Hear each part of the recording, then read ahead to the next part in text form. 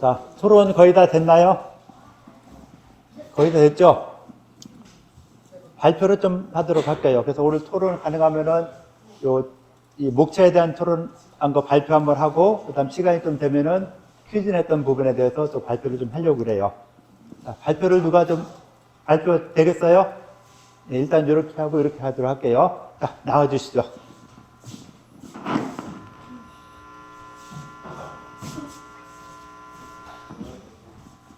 조장 이름이 뭐죠? 조장. 네. 열어줄게요.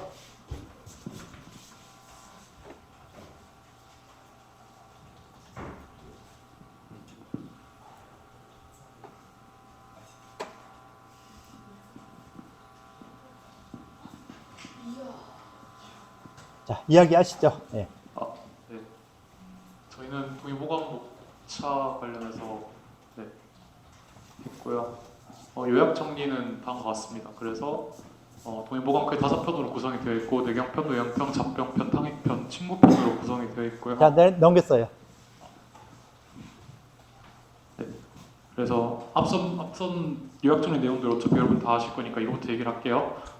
그래서 동의보감에서 저희가 궁금했던 내용 중 토론 주제를 정한 거는 동의보감에서 친구편의 비중이 상당히 좀 적어요, 다른 편에 비해서. 그래서 동의보감에서 왜 친구편의 비중이 적을지에 관해서 저희가 토론을 해봤는데, 우선 동의보감은 교수님의 그거 프리러닝 강의를 보고 저희가 토론을 진행을 했는데, 우선 동의보감은 정기신과 같은 도가의 내용을 조금 더 강조하고 싶었기 때문에 이제 친구에 대한 내용을 조금 더 적게 둔 게 아닌가라는 말이 나왔고요. 그리고 이제 같은 맥락으로 도가적 성격에서 이제 친구 치료보다는 양생 정신을 좀 강조했다라고 볼 수가 있겠고요. 그리고 동의보감에서는 이제 침법과 같이 이제 어떻게 보면 실제로 약간 임상적인 그런 지식보다는 이제 의사로서의 기본적인 소양, 예를 들자면은 진찰의 기본이 되는 진맥이라든지 병증이라든지 이런 내용들 조금 더 중시했고, 그리고 한의학 이론의 베이스 기본이 된다고 할 수 있는 천지운기설 같은 내용을 조금 더 중요하게 생각해서 친구편보다 위의 내용들이 더 많이 들어갔다고 할 수 있겠고요.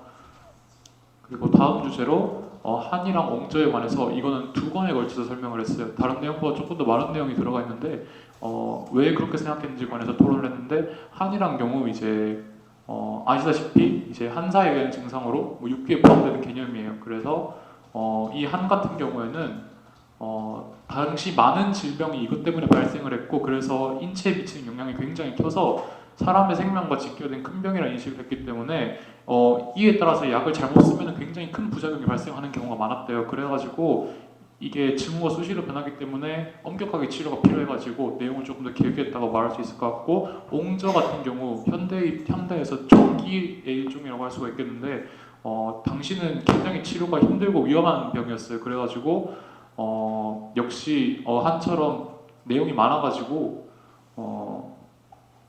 내치, 외치 등등 모두 다루는 내용이 많았기 때문에 옹저 역시 2권에 걸쳐서 서술을 했다라고 할 수가 있겠습니다. 네, 결과는 아까 보신 것처럼 그대로 요약해드리자면은 정기신, 양생 등 도가적 내용을 중시하다 보니까 친구편보다 상대적으로 앞부분에 조금 더 많은 내용이 들어갔다는 게 첫 번째고, 두 번째로는 한과 옹저에 관해서 2권에 걸쳐 설명한 이유는 굉장히 중요한 질병이기 때문에 서술해야 될 내용이 많아서 2권에 걸쳐서 설명을 했다라고 이해를 하시면 될 것 같습니다. 이상입니다.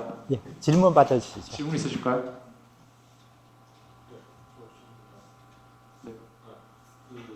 동의보감 탕익편과 친구편이 이제 내용이 부실하다는 이유를 제 생각에는 사실 이제 마지막에 동의보감 탕익편, 친구편을 보면 인용한 책이 보통 한두 권 정도밖에 안 되거든요. 좀 당시 상황에 따라 약간 이제 내용을 안 담은 게 아니라 못 담았다는 생각이 저는 드는데 어떻게 생각하시나요? 인용한 책이 적다고요? 네네. 한두 권 정도밖에 안 되는 걸로 저는 알고 있어요. 이거는 제 뇌피셜인데 제 감히 제가 말씀을 드리자면은 제 추측이에요. 근데 이제 처음에 동의보감을 많은 사람들이 같이 모여서 만들었잖아요. 근데 전쟁 터지고 뿔뿔이 흩어지고 나중엔 거의 허준 혼자서 정말 생 고생을 하면서 만든 걸로 제가 기억을 하고 있는데, 솔직히 사람 된 입장으로서 좀 힘들지 않을까. 그래서 레퍼런스가 좀 부족했기 때문에 당연히 자료가 좀 적어서 서술이 좀 빠지게 되지 않을까 하는 생각도 조금은 듭니다.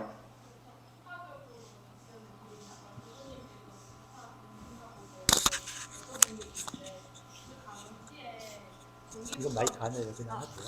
네, 이걸 그냥 녹음만 더. 네. 그 허준 말고도 그때 허임이라는 이제 분이 그 친구 경험방이랑 책을 그 당시에도 썼대요. 근데 그거는 이제 친구에 대한 내용이 주된 내용이라는 건데, 그러니까 이게 약간 저자의 스타일에 따라서 다른 거라서 일부러 인용을 그러니까 친구에 대한 내용을 별로 안 적고 싶어서 책을 적게 인용한 게 아닌 것인 것 같습니다.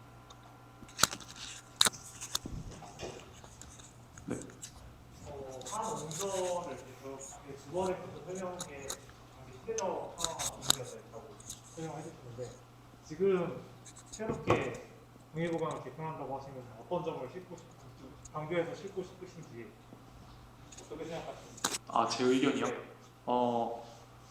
한이랑 옹저가 동의보감 많이 실려 있는데 사실 한은 이제 좀 그 넓은 의미에서 코로나 같은 기침 감염병 이런 것도 한의 범주에 포함될 수 있다고 저는 생각을 하거든요. 그래서 한 같은 경우에는 이제 현대 전염병의 일종으로서 조금 더 중점적으로 써줘도 될 것 같고, 옹저는 솔직히 요즘 뭐 종기 때문에 죽는 사람 없지 않습니까? 그렇기 때문에 그것 조금 줄여도 될 것 같고, 제 개인적인 생각으로는 현대 사회 발전에 맞춰가지고 많이 생긴 예를 들어서 성인병이라든지 아니면 그런 이제 뭐 심혈관계 질환 이런 것들 위주로 조금 더 동의보감을 새로 편찬한다면 그런 것들이 중점적으로 들어가야 되지 않을까 생각합니다. 도입부에서도 했던 주제인데 친구 편에서 좀 더 내용이 추가된다면 좀 어떤 부분이 조금 더 눈에 보이는지 좀 더 집중해서 다뤘으면 좋겠는지. 네, 친구편에 추가될 만한 것은 어떤 게 있을까? 물론 제가 다 읽어보지 않았기 때문에 정확히 어떤 내용이 들어있고 뭘 추가해야 되는지 제가 정확히 말씀드리긴 어려운데, 아까랑 또 비슷한 맥락으로 현대인들이 자주 걸리는 중증 질환에 관련된 내용들, 예를 들자면은 뭐 아까 말했던 심혈관계 질환 같은 경우에 혈액순환에 도움이 되는 어떤 침자리에 어떻게 침을 놓아야 어떻게 개선이 된다라는 내용을 조금 더 중점적으로 서술해서 추가하면 더 좋을 것 같습니다. 예, 또 질문 없나요? 예, 수고하셨습니다. 예. 예, 나름대로 그 토론과 결론 내는 이런 방식이 제대로 됐죠. 그래서 어떤 주제에 대해서 다른 여러 학생들의 이야기를 들어주고 거기에 따른 나름대로의 어떤 결론 이렇게 내주는 거, 이런 것이 좀 이런 방식으로 진행이 되면은 큰 무리가 없다라고 봐줄 수 있을 것 같아요. 그래서 친구편 비중 적은 것은 아무래도 그 친구에 대한 처음부터 동의보감 편찬할 때 유학을 전공했던 사람들이 유의들이 많이 참여를 했었죠. 그래서 유학이나 조교에 관심이 많았던 사람들이 편찬에 참여를 했기 때문에 이렇게 나오게 되어서 그런 분들이, 그러니까 그 나름대로 양반이었던 사람들이 침을 넣는 거를 그렇게 좋아하진 않았겠죠. 그러다 보니까 그런 영향을 받아서 친구편이 뒤로 밀리게 되고 분량도 좀 적게 되었지 않았을까라는 이런 부분이 있고요. 그 다음에 그 동의보감 목차에 보면은 다른 것들은 다 하나씩이에요.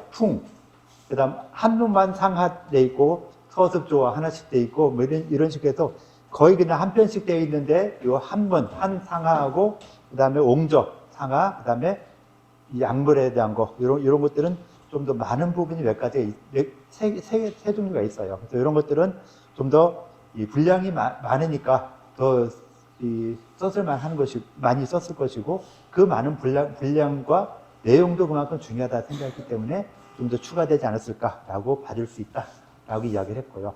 뭐 이렇게 발표한 거 이외에 다르게 발표하실 분들이 있을까요? 다른 부분에서 좀 이야기했던 부분. 예, 발표 아까 앉아 있었죠? 예. 조장이 누구죠? 이름이?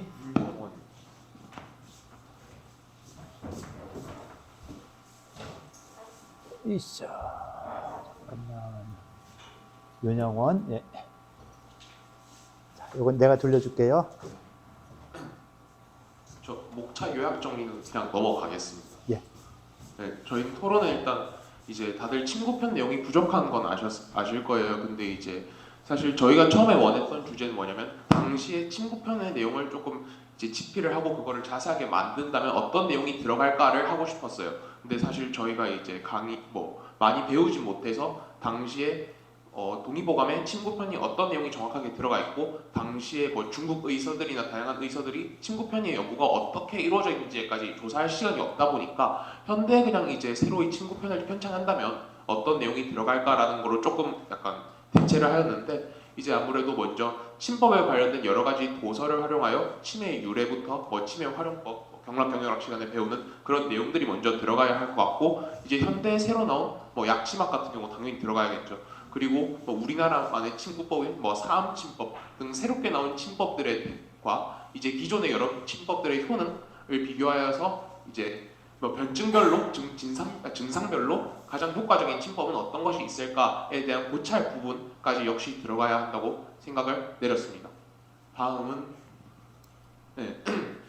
사실 과거에 저희 조금 교수님 세대나 교수님 조금 밑에 세대 같은 경우는 이제 한의과 대학을 재학하면서 이제 원전 스터디라던가 이제 종합의서, 의학인문, 동의보감 등 다양한 한의학 도서를 읽는 스터디를 많이 하신 걸로 저는 들었습니다. 근데 사실 저희 세대는 사실 그렇게 많지 않잖아요. 그래서 모 교수님께서 이제 한의대를 졸업하기 전에 종합의서 한 권을 읽어야 되지 않냐라는 말씀을 하셨는데 이제 저도 약간 그거에서 이제 공감을 해서 그 연장 측면에서 과연 동의보감을 현대에서 좀 더 한의과대학 학생들이 공부하기 쉽게 목차를 새로이 편찬한다면, 목차를 짠다면 어떻게 했을까 했을 때 아무래도 먼저 잡병편 내용이 방대하다 보니까 조금 그거를 앞에 둬서 아무래도 좀 핵심적인 내용들이 많이 들어있을 거라고 생각을 했어요. 그리고 이제 그 부분이 좀 더 실용적이고 이제 아무래도 내용이 방대하다 보니까 현대 학생들이 공부하기 편하게 변증, 진단, 치료 등으로 그 안에 있는 챕터를 조금 더 자세하게 나누는 것이 중요하다고 생각을 했고요. 두 번째 같은 경우는 이제 내경편으로 그 다음으로 둬서 대증 치료가 아니라 이제 병리학 시간에 저희가 배운 건데 이제 본증을 치료하고 그 다음 이제 표에 있는 병을 치료한다라는 식으로 해서 본의 병인을 파악하는 방법 그리고 치료 방법을 다룬 탕인친구편은 기존과 동일하게 일단 뒤쪽으로 편성한다. 이 정도 약간 대충 어느 정도 이제 배치를 하면은 공부를 하기 조금 더 편할까라는 생각을 했고요. 결론적으로 동의보감은 당시의 의학적 지식을 총결하는 종합의서라는 점에서 의의가 있고 다만 역사적으로도 매우 큰 의미를 가진 도서임은 분명합니다. 다만 현대에서 한의학을 공부하기에는 단점이라기보다는 좀 어려운 점이 존재한다고 생각하는데 그래서 저희 조는 이제 동의보감에 현대 한의학에 공부하는 학생들이 더 도움이 되는 방법으로 동의보감을 수정해 보았고 그 부분에 예를 들어 좀 연장선에 친구편의 내용을 보완한다도 들어갈 것 같고요. 그리고 목차를 수정하여서 내용의 별을 달리하고 해서 좀 더 학생들이 공부하기 편하게 목차를 수정하는 방법을 생각을 해봤고요. 좀 더 나아가 현대의 이제 내손안의 동의보감 등 원전을 변형하고 편찬하고 이거를 전산하는 과정에서 한의사들이나 한의과대학 학생들이 이제 단순히 그 원전이나 한문을 해석하는 게 아니라 그 문장의 의미를 임상에 어떻게 활용할 수 있을까 이거에 대해 하기 위해서는 조금 더 편하게 정리하는 작업이 이루어지면 더 편하지 않을까라는 생각까지 해보게 되었습니다. 감사합니다.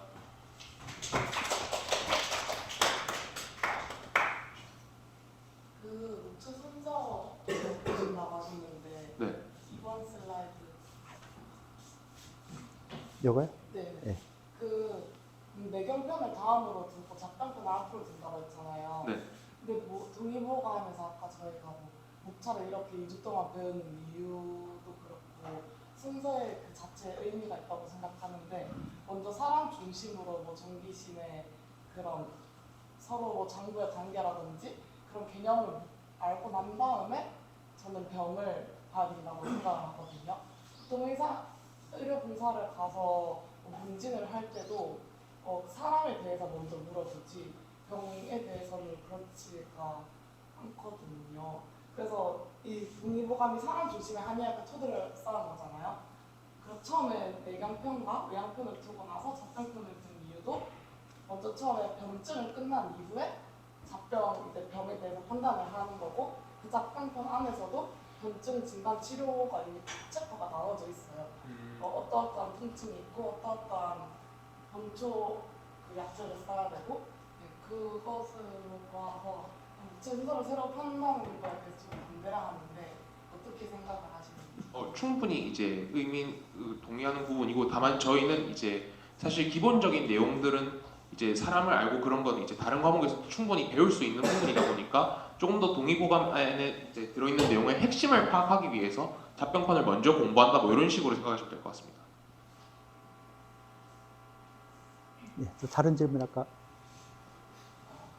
질문 더 아까 누가 손 들었죠? 없으신가요? 예, 그럼 마무리할게요. 예, 수고하셨습니다. 예. 목차에 대해서 이렇게 몇 가지 의견들이 나오고 했죠. 뭐 두 사람 의견 다 맞죠.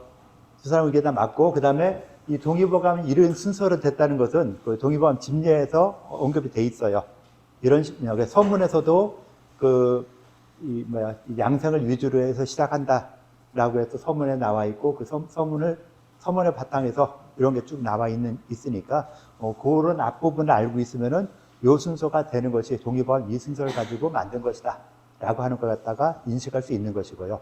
그 다음에 우리가 아까도 책을 하나 딱 읽어보고 싶다라고 했는데, 동의보감 의학인문 경학전서 굉장히 좋은 책들이죠. 굉장히 좋은 책들인데 문제점은 1, 2년에 못 끝난다는 거예요. 한 5, 6년 걸려야 겨우 끝날까 말까 하기 때문에 이런 책을 보다 보면은 좀 질리죠. 6년 내내 동의보감 보는데 도대체 진도도 안 나가고 굉장히 힘들어요. 그래서 만약에 어떤 책을 딱 보고 싶다면은 짧은 책을 보시는 게 좋아요. 대표적인 것 중에 하나가 의학개원. 짧아요. 얇아요. 그리고 이 장원소 선생이 지은 건데, 장원소 선생 같은 경우는 장부변증에 대한 이야기를 좀 거기서 해놨어요. 그래서 변증을 할 때 장부를 가지고 변증했고, 약물 같은 경우는 6기, 5기, 5가지 기운, 풍서습, 조화 하는 이런 이 약물이 5가지 기운을 가지고서는 약물 배열을 설명했던 부분들.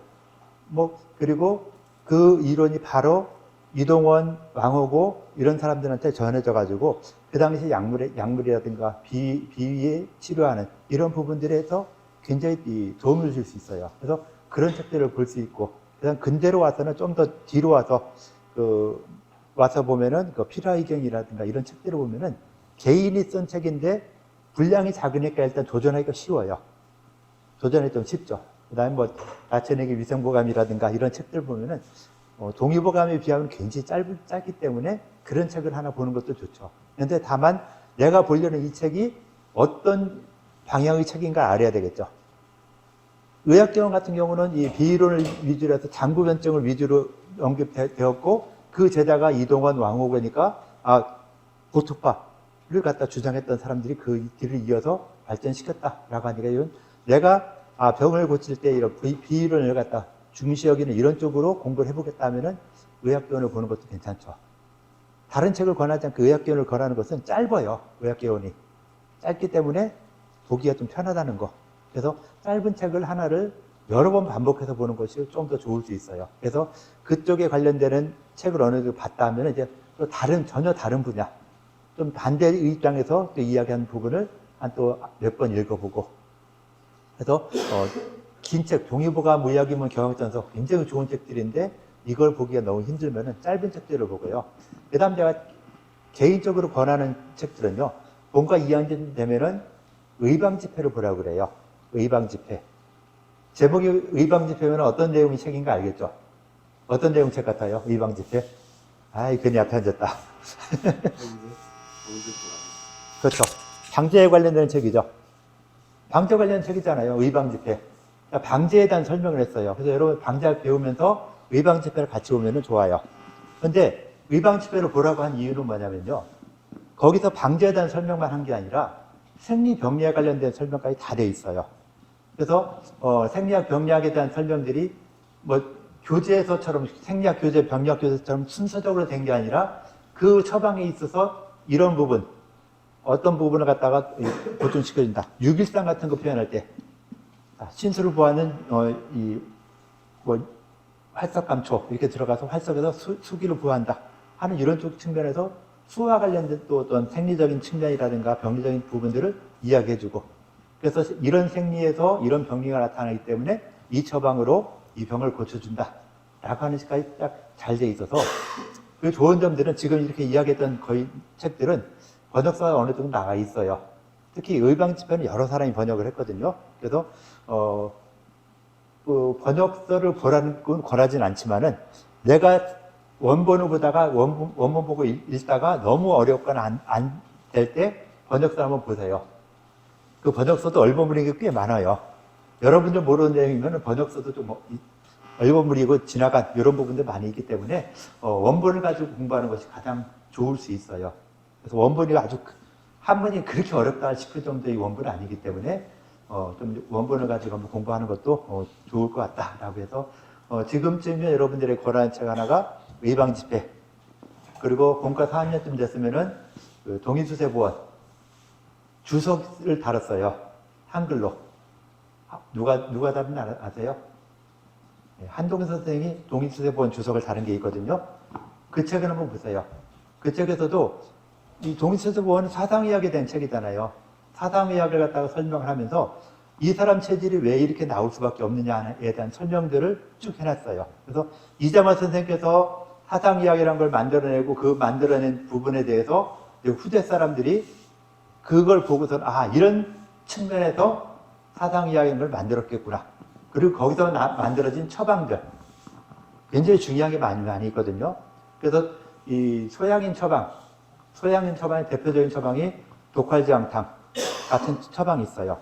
독활지황탕에 대한 이야기는 제가 예전에 의학사 시간에 꼭 강조해서 했는데 혹시 기억나는 게 있나요? 독활지황탕과 관련되는 처방들이 뭐뭐 있다.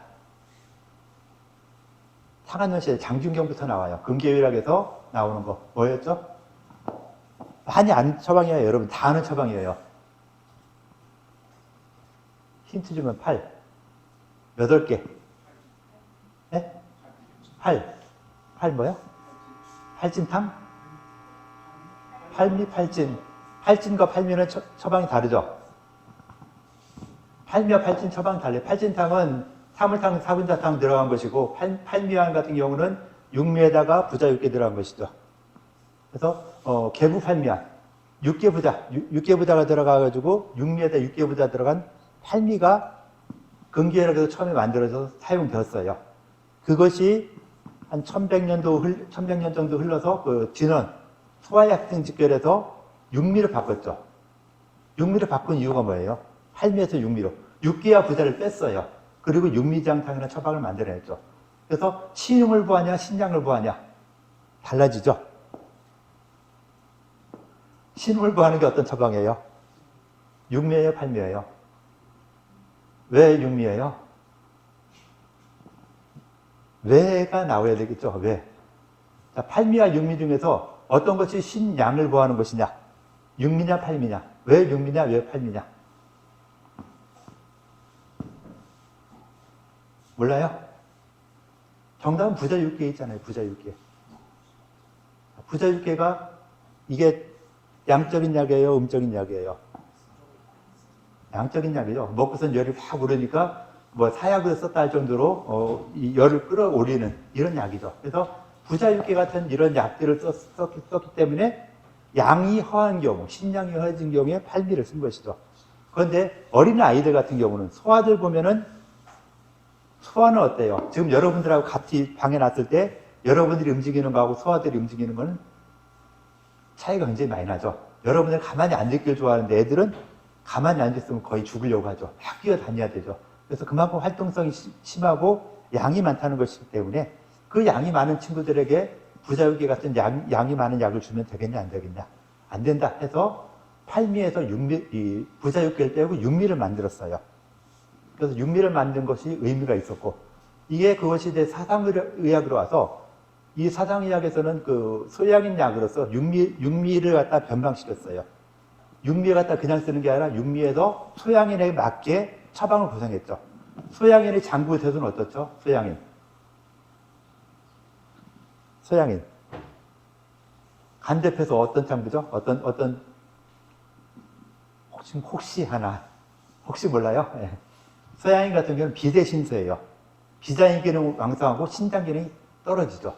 신장 기능이 떨어지니까 신장 기능을 보충시키기 위해서 쓰는 약이 육미가 되겠죠. 육미를 쓰니까 육미를 갖다 쓰는데 소양인 같은 경우는 신화하기 때문에 수기여부적 때문에 수기가 부족하면은 또 뭐가 많이 뜨죠? 화가 많이 뜨죠. 그래서 수기가 부족해서 화기가 많이 뜨니까 소양인 같은 경우는 좀 추워하면서 열도 많고 그 다음에 파닥파닥 뛰는 거죠. 좀 속된 표현을 하면은 그 후라이팬 위에 개구락지. 개구를 갖다 딱 놓고 후라이팬에 불 막 떼놓으면은 어떻게 했어요? 가만히 있고 막 파닥파닥 뛰겠죠. 그만큼 좀 조급한 이런 성격을 가진 이런 행동을 하는 그러니까 좀 나쁘게 표현하면 조급한 것이고 좀 좋게 표현하면 굉장히 날래요. 뭘 딱 하자 하면은 생각하는 게 아니라 하자 하면서 벌써 몸 벌써 나가 있는 이런 대로 그만큼 날랜 사람들은 소양인이라고 이렇게 보는데 소양인이 그 비대신수하기 때문에 비장 기능은 왕성하고 신장 기능이 떨어져요. 그럼 비장 기능이 좋은데 육리에서 비장 기능이 이 비장을 보비하는 약이 들어 있어요. 혹시 뭔가 알아요? 육리에서 보비 지켜주는 약. 육리 뭐뭐 들어가죠? 가장 크게 들어가는 거 숙주향, 그 다음에 산수유, 산약, 벽봉령, 목단피, 헥사 이렇게 들어가죠. 자, 여기서 보토, 비를 구하는 약이 뭐예요?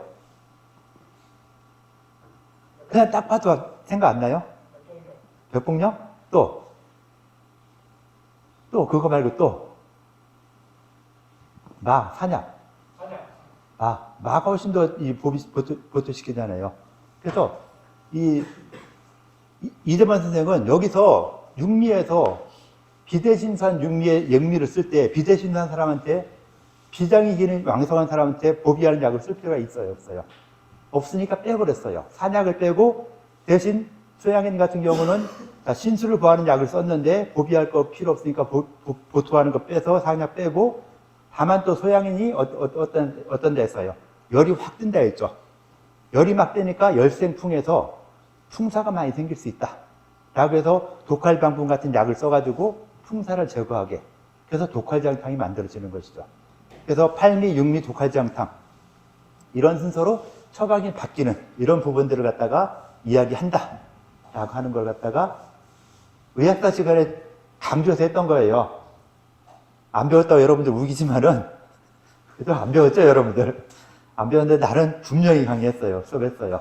그래서 그렇게 처방이 변경된다는 것도 좀 알아주시면은 훨씬 더 좋겠죠. 처방을 이렇게까지 구성할 수 있구나. 그래서 여러분들도 뭐 새로운 처방을 만든다? 그럴 필요가 없어요. 옛날 사람들이 다 해놨으니까 옛날 사람들이 이렇게 해놓은 걸 왜 이렇게 했을까에 대한 연구를 좀 더 하다 보면은 이런 생각을 가지고 이렇게 만들었겠구나 하는 걸 알 수 있겠죠. 시간이 좀 다 되는데 이제 목차에 대한 거 이 정도 하고요.